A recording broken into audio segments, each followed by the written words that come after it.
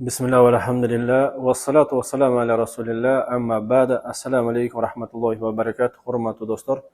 Sabaqta Rasulullah jin жана шайтандар аламы өтүлүүчү маселебиз жиндерден корголуучу, тосулуучу куралдар, жолдор. Ушул маселеде ушул маселенин бир өзөгү болгон маселеге келгенбиз. Бул ла иляха иллаллах маселеси.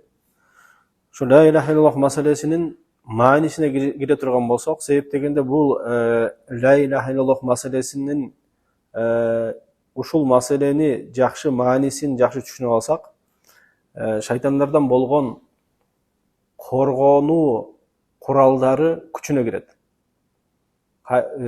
Зикир, дуалар ушунун негизинде күчүнө кирет. Ушул ла ilahe illallahты түшүнүү менен деген маани келип чыгат. Ошондо шайтандар, жиндер адам баласына келиши кыйын болуп калат, балким өздөрү кача турган жолдорду иштеп баштайт. Ошол эми ла иляха иллаллахтын маанисине келе турган болсок, ла иляха иллаллахтын мааниси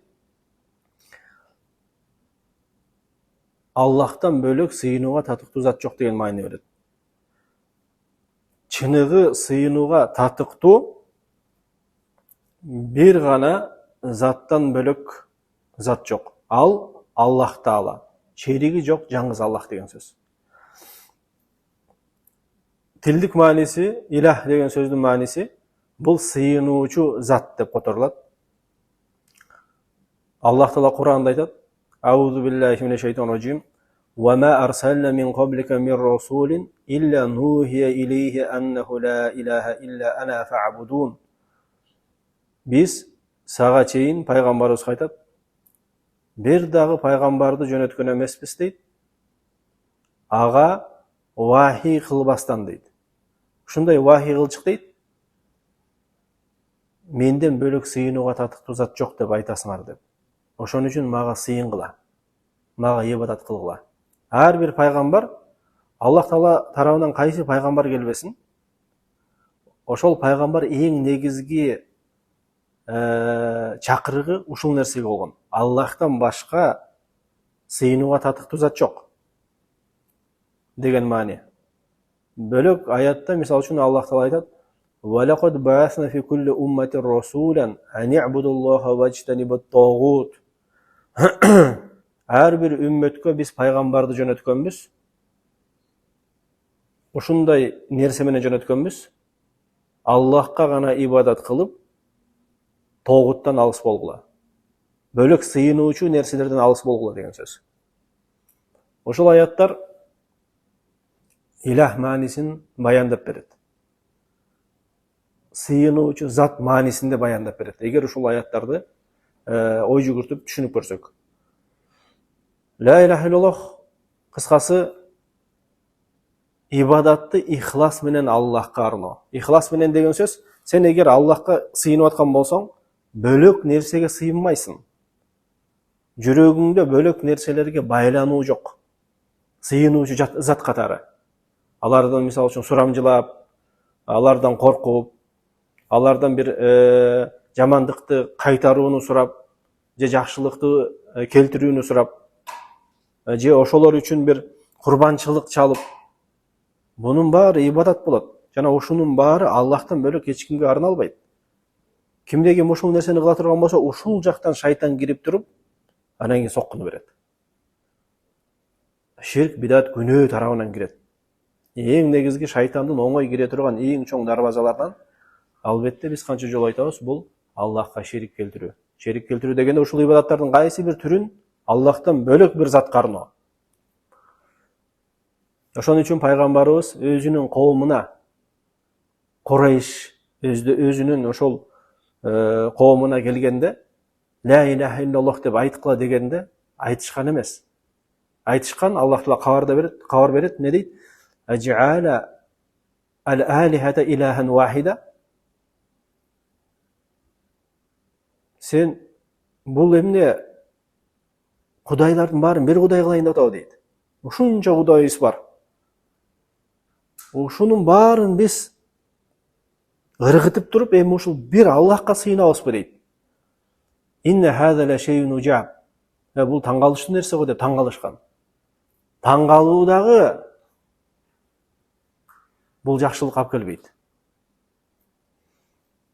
Ошондой эле бөлөк пайгамбарлардын акыбалы да ушул болгон. Мисалы үчүн Худ алейхиссалам коомуна ушул нерсе менен келгенде, ла иляха иллаллах деп айткыла дегенде, алар дагы айтышкан: "Житана линабудаллаха вахдаху", сен бизге Аллахка гана сыйынууга буйруп атасың бизди деген.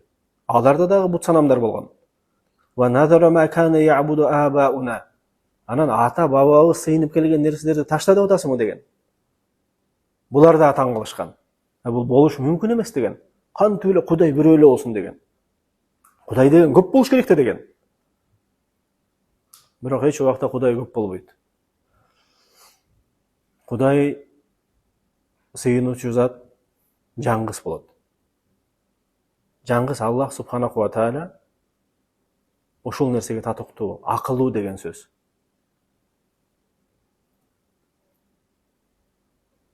Ошон үчүн себеп дегенде эмне себептен ушул коомдор, ушу пайгамбарыбыздын коому ушу ла иляха иллаллахты айткыла дегенде эмне үчүн тили менен дагы айтышкан эмес?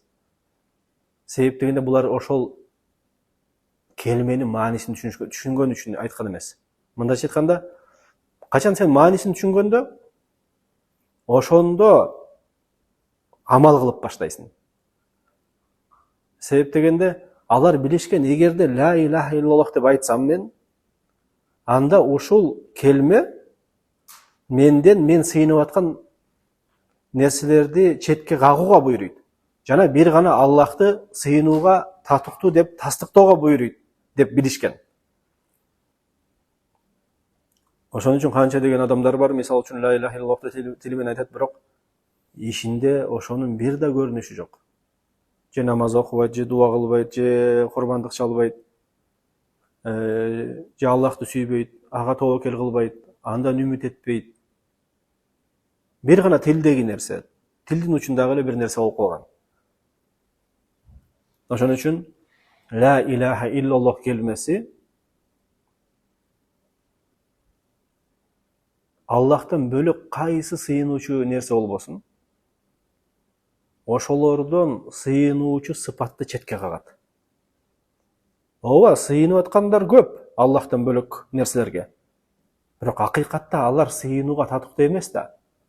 Себеп дегенде алар бирдемкени жараткан эмес, асман менен жерди жараткан эмес, маклуктарды жараткан эмес, адамдарды, жиндерди, тоолорду, таштарды, дарыяларды, ааламдарды. Кайсы ошол сыйынуучу нерсе болбосун, мындайча айтканда роббучулук сыпаты жок деген сөз. Ким роббучулук сыпатка татыктуу болсо гана сыйынууга татыктуу болот деген сөз. Ал эми роббучулук сыфатка бир гана Аллах татыктуу. Себеп дегенде Аллах асман менен жерди жараткан. Аллах Таала бүт маклуктардын баарын жараткан. Жаратып таштап койгон дагы эмес. Ар бир көз ирмемдин деңгээлинде баарын башкарып турасыз. Ал-Мудаббир башкаруучу зат. Ар бирөөнүн тагдырын жазып койгон. Аллах каалагандай болот бардык нерсе. Албетте сенин каалооң бар, бирок Аллахтын каалоосунан чыкпайт. Аллах Таала Куранда айткандай: "Ва ма ташауна илля айяша Аллах". Силер каалабайсыңар, эгер Аллах каалабаса дейт. Акыры келип Аллахтын каалоосуна келип такалат сенин каалооңда деген сөз. Кайсы каалоону тандава? Анан ушундай зат сыйынууга татыктуу болбой, бөлөк бир зат сыйынууга татыктуу болмок беле.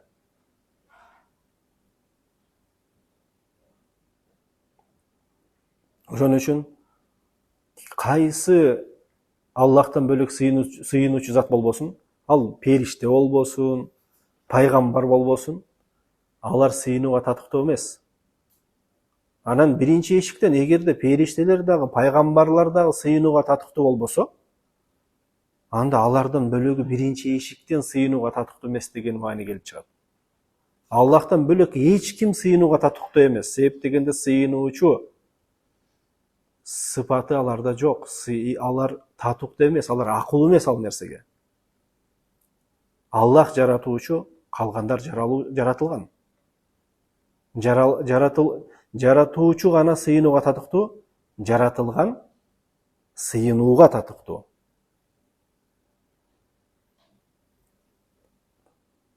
Демек, ла илаха иллаллах күчтүү болуп, шайтандардан тосук болуп, калкан болуш үчүн ошол маанилерди түшүнүш керек. Ошол биринчи мааниси ла илаха иллаллах эки мааниден турат дедик. Тастыктоо менен четке кагуу. Ошол бүгүн тастыктоонун тегерегинде сөз жүрдү. Демек, Аллахты гана сыйынуучу зат катары тастыктайбыз. Бүт ибадаттын түрлөрүн баарын бир гана Аллахка арнайбыз. Ушул жерден токтоп турабыз. Жана адаттагындай дуа маселесинде, пайгамбарыбызга салават айтуу маселесинде жүрөбүз. Ошол шариатта кайсы жерде пайгамбарыбызга салават айтуу келген. Ошонун ичинен мечитке кирердин астында пайгамбарыбызга салават айтуу дагы шариатта бар нерсе.